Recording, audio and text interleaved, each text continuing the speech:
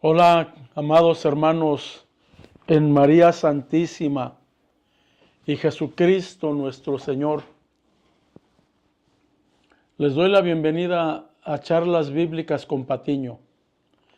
En esta ocasión vamos a hablar de los hijos de la Virgen María.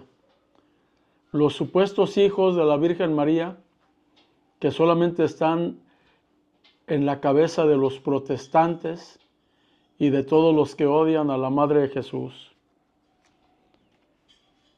Y llegan a nuestras casas y nos dicen, mira hermano, y nos presentan Mateo 13, 55-56, que dice, ¿no es este el hijo del carpintero? ¿No se llama su madre María y sus hermanos Jacobo, José, Simón y Judas? ¿No están todas sus hermanas con nosotros? ¿De dónde pues tiene todas estas cosas? ¿No están aquí sus hermanos? Dice aquí. Nada más que hay una cosa muy importante, y ya nos lo advirtió San Jerónimo de Estridón. El que no conoce la Escritura no conoce a Jesucristo. Eso es lo que dice San Jerónimo. Hay que conocer la Escritura para no andar con sandeces. Y luego Marcos 6:3. Jesús llega a Nazaret y la gente se impresiona y dice, ¿no es este el hijo del carpintero, hijo de María, hermano de Jacobo, de José, de Judas y de Simón? ¿No están aquí también con nosotros sus hermanas? Y se escandalizaban, dice Marcos. Entonces, aquí claramente se lee la palabra hermanos. Por eso dicen los protestantes, dicen los que atacan a María, que María tuvo más hijos carnales. No, y Juan 7:5 dice, porque ni aun sus hermanos crean en él. Y Gálatas 1:19 dice Pablo, pero no vi a ningún otro de los apóstoles, sino a Jacobo, el hermano del Señor. Si alguien lee la Biblia en español, en portugués o en inglés, la conclusión es obvia. María tuvo más hijos. La palabra, hermanos, allí está. Pero aquí, mis queridos hermanos, tenemos que hacer una pausa crucial. Debemos recordar algo fundamental que muchos olvidan en su prisa por interpretar. Jesús no hablaba español. Jesús no hablaba español,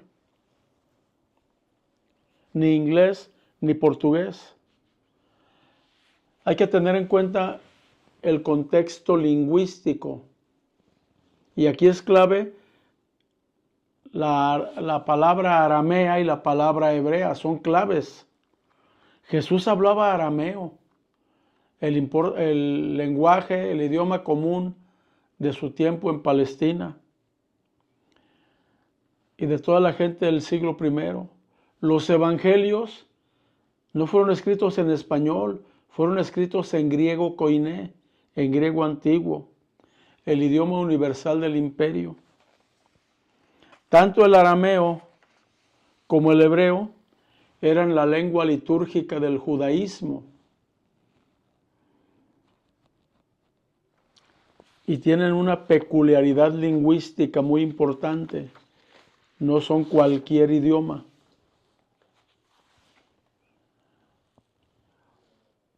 En el griego había una palabra específica para el primo. En el griego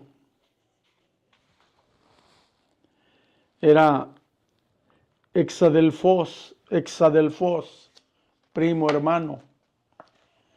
Nada más que el Antiguo Testamento del hebreo, del arameo, fue traducido al griego en la Septuaginta.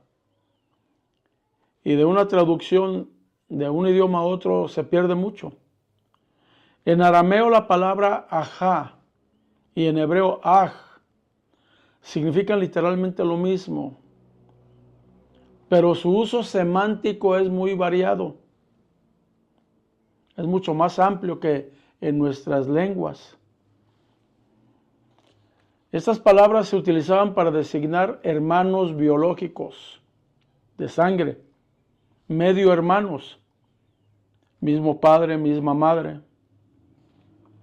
primos segundos, primos hermanos, sobrinos, miembros del mismo clan o tribu, compañeros de fe, compatriotas.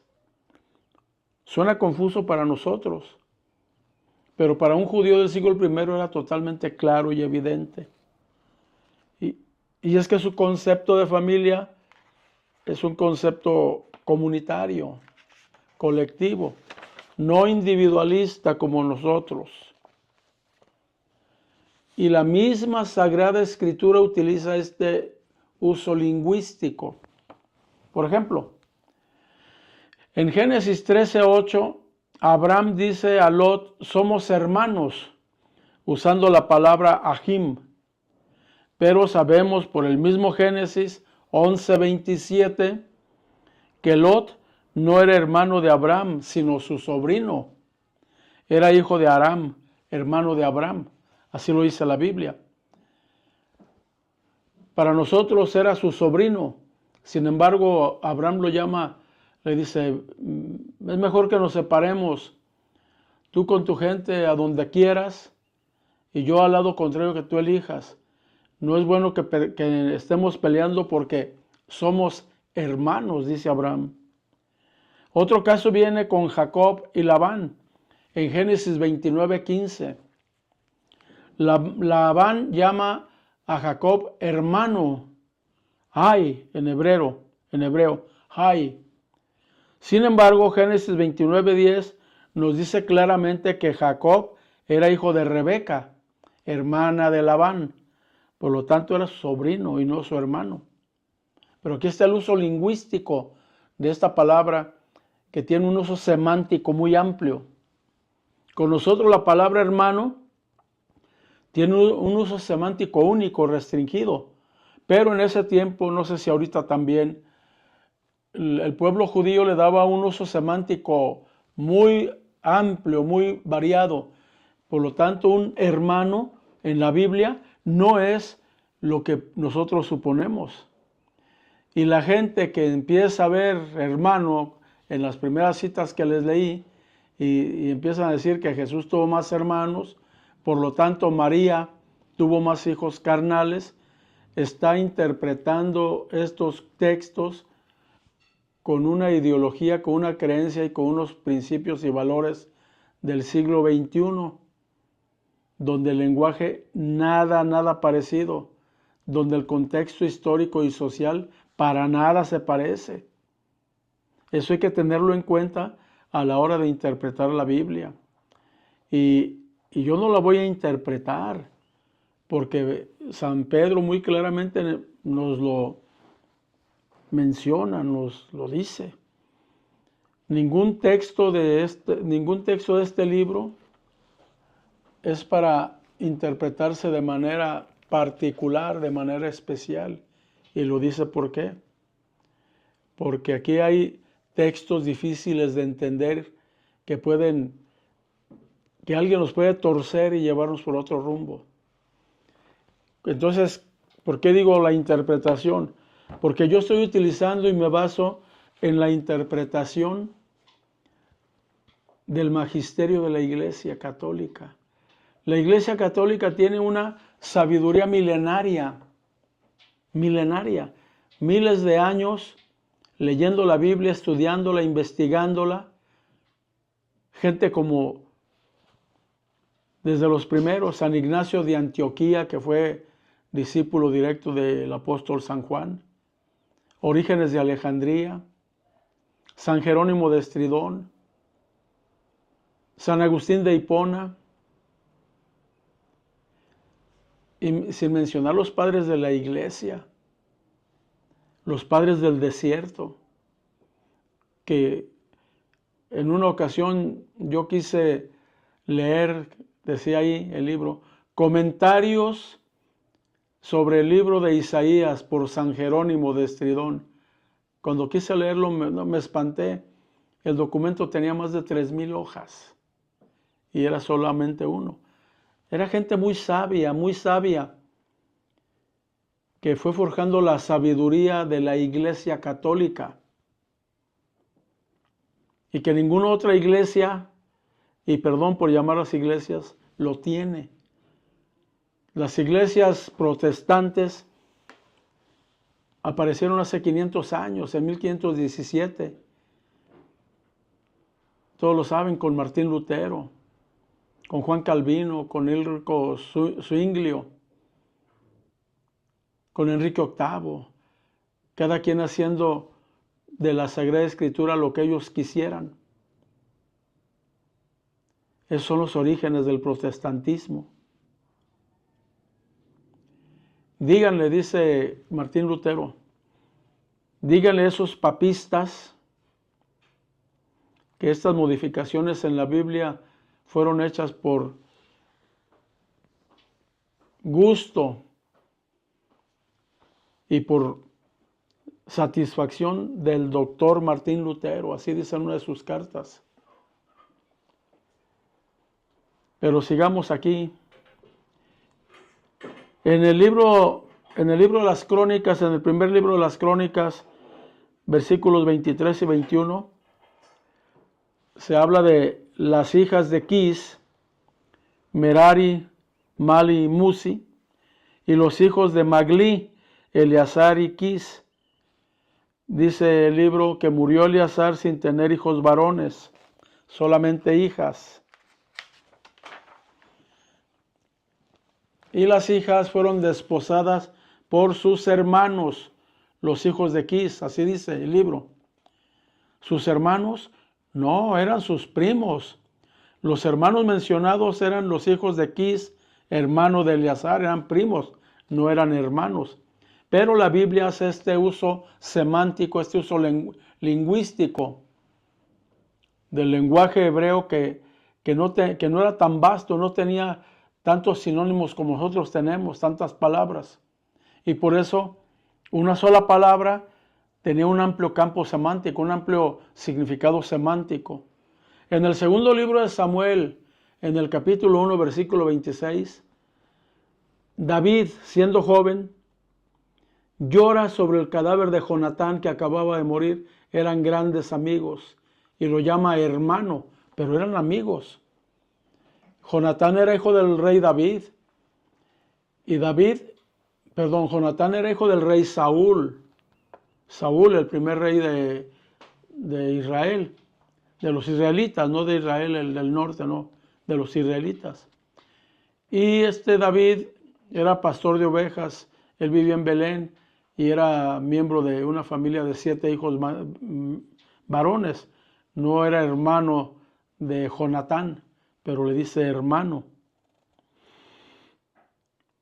Esto significa que el Antiguo Testamento usa esta regla lingüística, tío, sobrino, pariente, amigo, paisano, con la misma palabra. Así es que cuando los protestantes leen a Marcos 6:13, ¡ay! Ahí dice hermanos de Jesús, entonces María. No seamos tan... Me reservo la palabra. Lo voy a decir muy decentemente, ignorantes. Pero antes hay una palabra que empieza con P. No seamos eso. Estudiemos un poco más. Busquemos, hurguemos. Y no interpretemos lo que nos dice nuestro pastorcete. Esa persona que se aprende 4 o 5 citas bíblicas y se va a apantallar católicos incautos.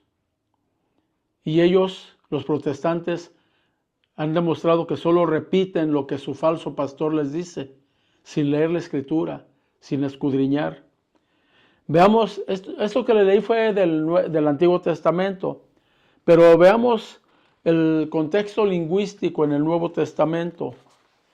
donde a Jesús le aparecen hermanos de Jesús, no hijos de María. Lo vamos a ver. Vuelvo a repetir en Mateo 13:55. ¿No es este el hijo del carpintero? ¿No se llama María su madre y sus hermanos Jacobo, José, Simón y Judas? Recordemos que Jacobo y José son lo mismo que Santiago y Juan. Aquí se los achacan a María como hijos, a Simón y a Judas. Y Juan 1:25 les decía que, Juan 1:25, ahí nos dice quiénes estaban al pie de la cruz. Dice Juan 1:25, junto a la cruz de Jesús estaban su madre y la hermana de su madre, María la de Cleofás y María Magdalena. Este versículo identifica a María la de Cleofás como hermana de la Virgen María. Pero sabemos por el mismo principio lingüístico que esto probablemente podría significar cuñada o pariente cercana.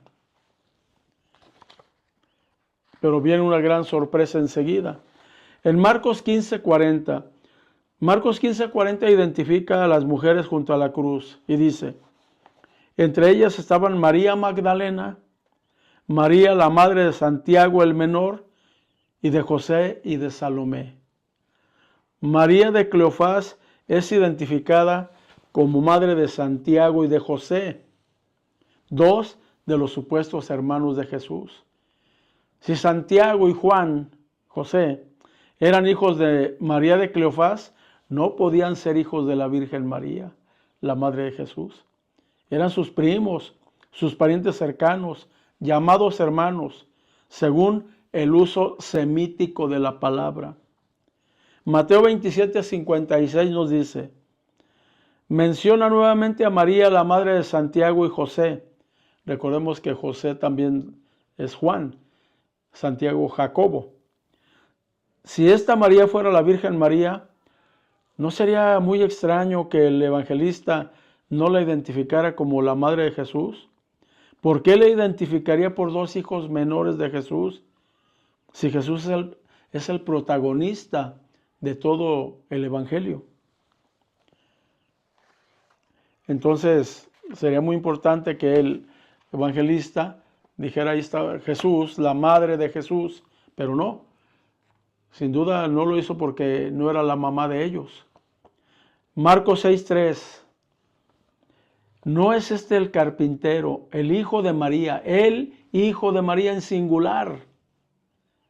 Esto es muy importante. La singularidad, veamos, fijémosla. Dice el hijo de María, no dice un hijo de María. ¿Quién no es este un hijo de María? No dice así. ¿Quién no es este el hijo de María, el hijo de María? En una cultura donde el orgullo de la familia, de las mujeres, eran los hijos. Si la Virgen María hubiera tenido 6 o 7 hijos, ¿no sería natural decir, no es este uno de los hijos de María? Pero dice, ¿no es este el hijo de María? En una sociedad patriarcal como la de esos tiempos, donde normalmente se identifica a alguien con el Padre, aquí, el hijo de María. No se menciona el Padre.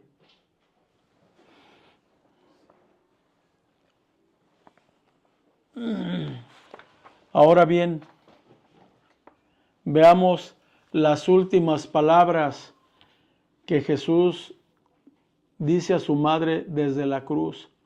Juan 19 del 27 del 25 al 27. Juan 19, 25, 27 más o menos. Dice, cuando vio Jesús a su madre y al discípulo a que él amaba, que estaba presente, dijo a su madre, mujer, he ahí a tu hijo. Después dijo al discípulo, he ahí a tu madre. Y desde aquella hora el discípulo la recibió en su casa. Aquí la tengo yo en mi casa, a María. Y aquí. Yo soy ese discípulo que recibió a María en su casa porque Jesús me la dio como madre. Y ahí tu madre.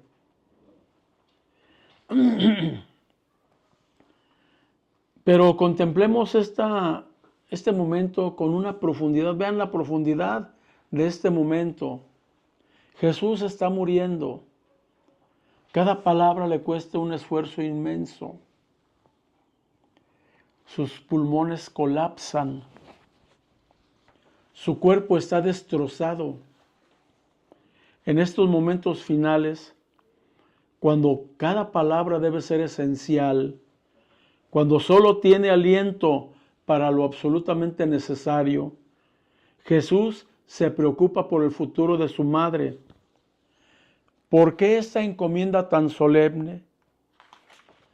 Si María fuera madre de otros 4 o 5 hijos varones, Santiago, Juan, Simón y Judas, y varias hijas, en la cultura judía del siglo I, el cuidado de una madre viuda corría bajo la responsabilidad de los hijos varones, sobre todo el hijo mayor. Si no había hijo mayor, con el que sigue y así. Estaba codificado en la ley y en la Torá, en el corazón mismo de la identidad judía. Dice Éxodo 20:12, honra a tu padre y a tu madre. Deuteronomio 5:16 repite, honra a tu padre y a tu madre como Yahvé tu Dios te lo tiene mandado. Si María hubiera tenido otros hijos, confiarla a Juan no solo sería innecesario, sería un escándalo. Sería violar la ley que Jesús mismo vino a cumplir, no a abolir. En Mateo 5:17 se lee eso. Sería deshonrar a sus supuestos hermanos al implicar que no podían cuidar de su propia madre. Sería una ruptura inexplicable con toda la tradición judía. Pero la razón por la que Jesús confió a María al cuidado de Juan, el discípulo que él más amaba, es porque en la tradición judía, una mujer viuda deberá quedar al cuidado de su hijo. Y si no hay hijo, debe quedar al cuidado del mejor amigo. Y Juan era el discípulo que Jesús más amaba. Era su mejor amigo. No había hijos, se la deja a Juan. Fíjate bien, hermano protestante, no te dejes llevar por lo que dice tu pastorcete de tercera. No te dejes llevar. Lee la Escritura. Entiende la Escritura. Pero también lee el contexto histórico. Lee las costumbres que se tenían en esos tiempos. Conoce un poco del lenguaje de entonces, del hebreo, aunque sea palabras, no importa, del griego, del arameo.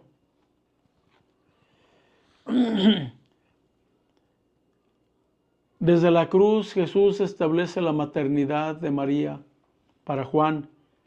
Y yo, y al igual que tú, aunque no quieras, estamos representados por Juan ahí. Todos los apóstoles, todos los discípulos, toda la gente de ese tiempo, de ahorita y del que viene.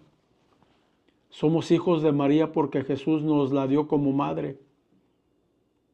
No le creas a tu pastorcillo. No le creas. Jesús le dijo a Juan, ahí tienes a tu madre. Teológicamente, Juan representa a todos los cristianos. Si María hubiera tenido más hijos, ese momento hubiera perdido todo su poder simbólico y toda la necesidad práctica. Pero precisamente porque Jesús era el único hijo, según la carne, claro, Juan y todos nosotros nos convertimos en sus hijos, según el Espíritu. Ahora bien, muere Jesús, quedan los apóstoles, los discípulos. Queda la tradición apostólica ininterrumpida, tradición apostólica. que tanto nos critican los protestantes, pero no saben que nosotros aceptamos la tradición con T mayúscula, la tradición apostólica, y no la tradición con T minúscula de celebrar mi cumpleaños cada año. No, no, no. No te creas tanto de lo que te dice tu pastorcillo. Ahora bien, ¿qué creía la iglesia primitiva? ¿Qué enseñaban aquellos que caminaron con los que conocieron a los apóstoles y que bebieron directamente de la tradición apostólica? ¿Qué enseñaban? Vean lo que dice San Pablo en el segundo libro de los Tesalonicenses, capítulo 2, versículo 15. Así pues, hermanos, manteneos firmes y conservar las tradiciones que habéis aprendido de nosotros, de viva voz o por carta. Tradiciones. Tradiciones. La Biblia protestante Reina Valera dice las enseñanzas en lugar de tradiciones. Y la Biblia protestante, el libro protestante, no Biblia, de los Testigos de Jehová, dice instrucciones. Pero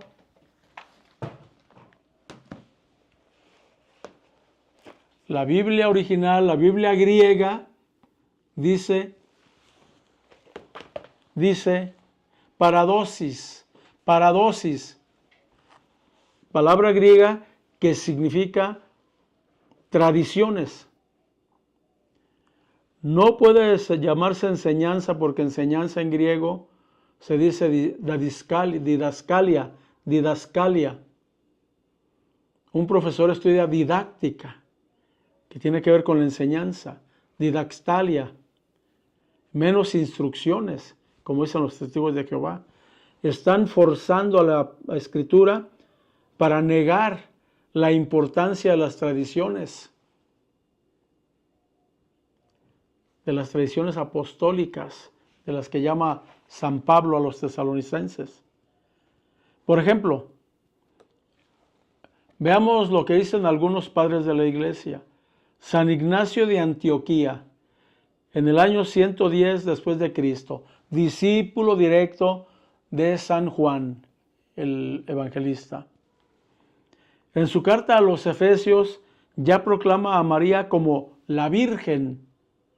San Ignacio de Antioquía, hay 7 cartas muy famosas a 7 iglesias, y en la de los Efesios proclama a María como la Virgen. No dice que María fue virgen hasta que tuvo a Jesús. Dice simplemente la Virgen, título que pierde sentido si María tuviera más hijos. Ahora bien, el Evangelio dice, y también en esto se basan los protestantes, los pastores, pero luego sus discípulos, todo lo que ellos dicen lo repiten. Dice el Evangelio, y no la conoció hasta que tuvo a Jesús. Los protestantes dicen que después sí, pero la Biblia no dice eso. La palabra de Dios no dice eso. Eso es palabra de Satanás. El que dice que después sí, es hijo de Satanás. Está repitiendo las mentiras de él y él es padre de la mentira. Ahora bien, supongamos que los protestantes tienen razón y que no la conoció hasta que nació Jesús, pero después sí. Vamos a seguir esa lógica. Nos vamos al segundo libro de Samuel, capítulo 6, versículo 23, donde dice que Dios castigó a Micol, la hija del rey Saúl, porque se burló de David, que venía bailando y cantando alrededor del arca de la alianza. Dice, y Dios la castigó y no tuvo hijos hasta que murió. Siguiendo la lógica de los protestantes, quiere decir que después de muerta sí tuvo hijos. Por piedad, es absurdo. Vean lo que están pregonando, lo que dicen. Además de ser una gran mentira, están mostrando una asombrosa ignorancia, escandalosa. Por favor. no la conoció. Pantos paternos, pantos paternos, siempre virgen. Fue promulgada María, siempre virgen, en algunos concilios de la Iglesia Católica.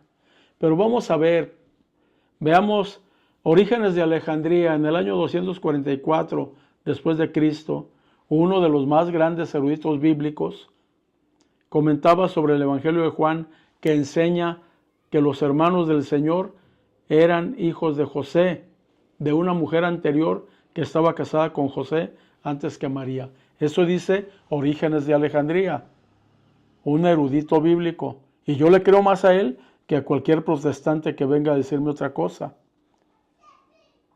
San Hipólito de Roma, en el año 220 después de Cristo, escribe: él, Jesús, fue el único hijo de su madre, y no tuvo hermano ni hermana. San Hipólito de Roma dice eso. San Atanasio de Alejandría, por piedad, este es un santazo, un gran defensor de la divinidad de Cristo en el concilio de Nicea en el 325. San Atanasio, el gran defensor de la divinidad de Cristo, escribe: el hecho de que José no conociera a María hasta que dio a luz a su hijo primogénito no significa que la conociera después. Eso dice San Atanasio. Yo le creo más a él que a cualquier pastorcete que venga. Pero sin duda para mí el mejor, el más grande, San Jerónimo de Estridón. Este es un señorón, en el año 383 después de Cristo. Este cuate hablaba y escribía arameo, hebreo, griego y latín. San Jerónimo, nacido en Estridón, en lo que actualmente es Croacia. Ese San Jerónimo le tocó vivir al mismo tiempo que un hereje llamado Elvidio. Elvidio argumentaba que María tenía otros hijos, y el Papa San Dámaso I le dijo a San Jerónimo, le dio instrucciones, él era su secretario, que refutara a Elvidio.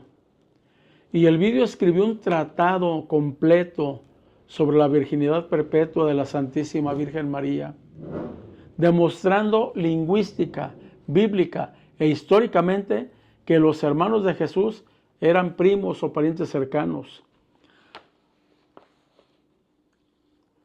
Ese era San Jerónimo, el que dominaba esos 4 idiomas que ya les dije, el que vivió en Belén, el que consultó fuentes judías, el que dedicó su vida al estudio de las Escrituras. Declara con absoluta claridad: Elvidio es ignorante de la costumbre de las Escrituras, que llaman hermanos no solo a los hijos del mismo padre y madre, sino también a los parientes de segundo y tercer grado. Ningún padre de la iglesia de los primeros 5 siglos enseñó que María haya tenido más hijos. Eso dice San Jerónimo. San Jerónimo, compáralo con tu pastor, por muy preparado que sea tu pastor, hermano protestante. San Jerónimo hablaba hebreo, griego, latín y arameo. Consultó a los hebreos, investigó, vivió mucho tiempo en Belén y escribió esa refutación para Elvidio. Yo te sugiero que la busques, la puedes tener, es un librito de unas 50 cuartillas. Muy sencillo, y ahí yo ya lo leí. Ahí vienen citas bíblicas, citas históricas, citas contextuales, citas de las ideas, de las costumbres del pueblo, y todas ellas apuntalando que Jesús fue el único hijo carnal de María. Todos los demás hijos de María somos hijos espirituales, pero el único hijo carnal fue Jesús. Y dice San Lucas, capítulo 2, como no había lugar para ellos en la posada, María dio a luz a su hijo primogénito. Lo envolvió en pañales y lo acostó en un pesebre. Primogénito, dicen los protestantes otra vez, la ignorancia a flor de piel. Primogénito es primero que otros. Por piedad, estudia un poco. Jesús es el hijo primogénito de Dios. Dime cuál sigue. El hijo primogénito de Dios quiere decir que Jesús fue el primero de muchos. Dime al menos otro. Y luego por ahí no recuerdo en cuál lectura dice, y la mujer dio a luz a su hijo primogénito y murió en el parto. Murió en el parto y dio a luz a su hijo primogénito. Esto significa que primogénito no es lo que tú crees, uno después de otros, ¿no? Primogénito es el que recibe la gracia, la bendición. David fue primogénito y él el séptimo de sus hermanos, porque él lo ungió Samuel. Entonces, querido hermano católico, ilústrate. Como le dijo Dios a Ezequiel, cómete este libro, cómetelo, ilústrate, para que sepas, no para que contestes a nadie que va a tocar a tu casa, para que sepas y conozcas tu fe. Entonces, querido hermano católico, querido hermano protestante, les agradezco mucho que hayan visto este video y les muestro a la Reina del Cielo, a mi madre y a la madre de todos los que somos hijos de Dios. No es madre de los hijos de Satanás, porque el libro del Apocalipsis, versículo 1 al 6, no recuerdo, dice que el Satanás, al no poder hacerle nada a María, despechado se fue contra los hijos de ella. Los hijos. Satanás contra los hijos de ella. Desde luego Satanás y sus hijos. Yo, gracias a Dios, soy hijo de la Virgen María. Y ustedes también. Les agradezco mucho y le damos gracias a Dios y a María en el nombre del Padre, del Hijo y del Espíritu Santo. Amén. Hasta la próxima, muchachos.